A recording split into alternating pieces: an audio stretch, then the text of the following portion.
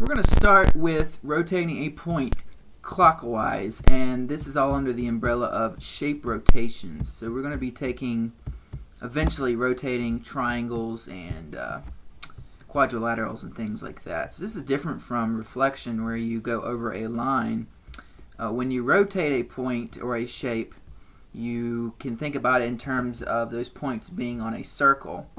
And more importantly, a lot of times the directions will mention the origin, and the origin acts as the center of that circle. So we'll be rotating clockwise for this example. In the following example, we'll be rotating counterclockwise. So let's talk about what it means to rotate a point. Again, it just means based on the degrees of a circle. So with that in mind, let's go ahead and just take a look at what the directions say, and how can we accomplish these rotations. So this first example says rotate the following point 90 degrees clockwise. Just as a refresher, clockwise goes around like the hands on a clock, right? It goes this direction.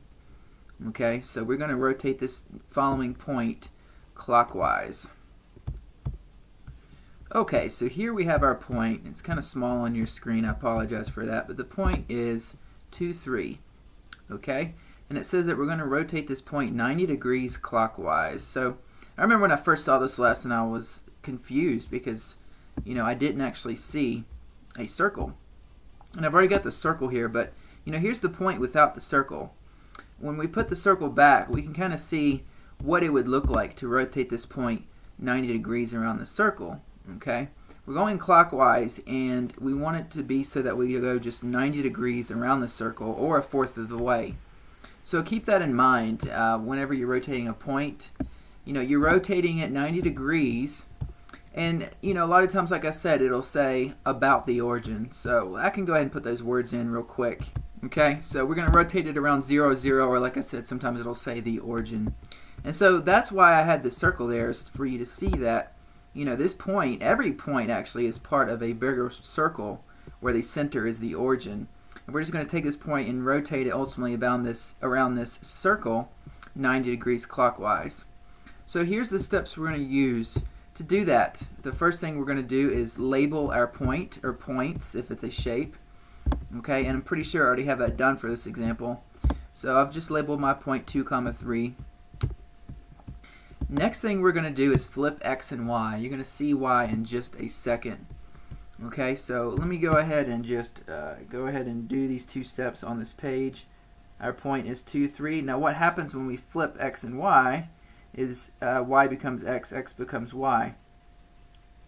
So our new point is 3, 2. Okay, but we're not done yet. Okay, the next thing we're going to do is change the sign of the new Y value.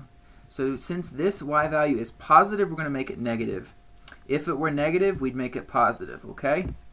So this point is going to transform again and become 3, negative 2. Again, I'm changing the sign of my Y value, and this is because we are rotating it clockwise. If we rotate it counterclockwise, the steps are different. And again, this relates to a 90-degree rotation. We'll also do an example with a 180-degree rotation. Now we're just going to plot our new point. So our new point is going to be 3, negative 2. So let's take a look and see if it looks correct. I'm going to put a blue point here at 3, negative 2. And you can see that we have rotated this point 90 degrees. Now how do we know this has gone 90 degrees? Well, one thing you can do is you can actually draw a line from your original point to the origin and then go back to your new point, like this. And you can see that that's a 90-degree angle, and we've rotated clockwise. So that's it. That's how you rotate a point clockwise. You flip, let's move that back. You flip the X and Y values, and your new value make a negative. Your new Y value, you make a negative. It works every time. And I don't have time to go into all the reasons why. One thing to keep in mind is that your new point is still going to be the same distance away from the origin based on the distance formula. Okay, and another thing to point out is, if you start at your original point and go, let's say you go backwards, 2 to the left and 3 down from where you started. Well, your new point, you'd go 3 over and 2 down. Okay? And you can kind of see that's going to make a right angle every time when you do that.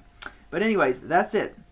That's what happens when you rotate a point 90 degrees clockwise. If you have any other questions about this, and one more thing, go ahead and label that final point we got, the blue point, which was 3, -2. If you have any other questions about this example, let me know.